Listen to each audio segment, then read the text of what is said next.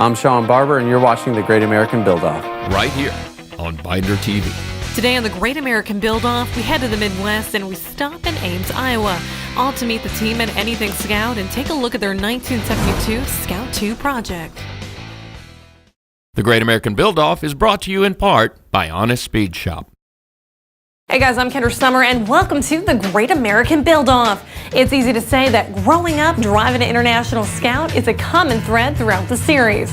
But Sean Barber is a little bit late to the party. I actually, until I was probably 20, didn't really know what a Scout was or what International Harvester was. I grew up like around muscle cars and seeing that connection from like kind of the muscle car thing into like finding a truck from that same era, like a Scout, you know? And then I just kind of instantly fell in love with it. The first project of countless hours and around-the-clock patience paid off and literally paid for Sean's shop. I bought like this 1978 Scout 2 that had a bad engine. The big irony about that build was it took me probably 6 years of a lot of late nights and time in the garage, and ironically I had to sell it to actually start the Scout business. So I thought that was kind of funny. It was a shop with a lot of history that fits Sean's new passion to a T. I had gotten to know the owner of a business. His name was Jim Marsh. He owned Anything Scout back, it started in the late 80s. And I saw opportunity there, and I was passionate about it. And that passion has been equally dispersed throughout the family. Sean's daughters Lily and Olivia have grown up in the shop. The shop can be a fun environment if you make it one. I love the shop. It's basically like my second home. I spend a lot of time here, and some of my earliest memories are here, so I really love the shop.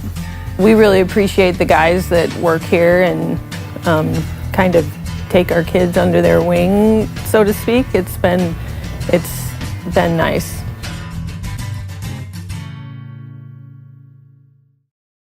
Anything Scout is being true to their name as this year's project embodies everything that their team is so proud to work on. Yeah, what we have picked out is a 1972 Scout 2, kind of one of our standard Scout 2 Retro Series trucks that'll have modern power, modern reliability and drivability, serviceability, all the benefits of modern technology, but all the aesthetic and vibe of an original Scout. This might be classified as a meat and potato Scout build for this team, but we want to point out mainstream builds can still present their share of problems. Probably the most challenging thing is going to be sourcing parts. It's missing quite a few parts, so we'll have to find a hard top for it, seats and interior parts. It's been kind of gutted, so we're starting from scratch there. Again, this build is a perfect example of everything that is driving the surging market for preserving International Harvester's flagship marquee.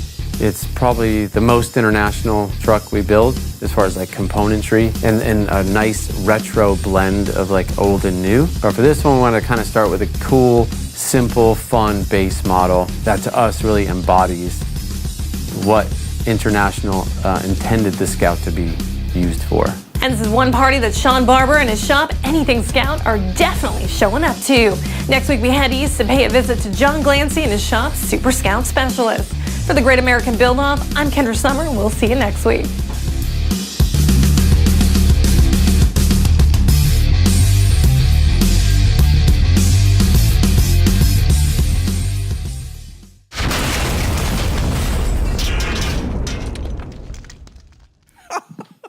Oh, for Pete's sakes, Kendra.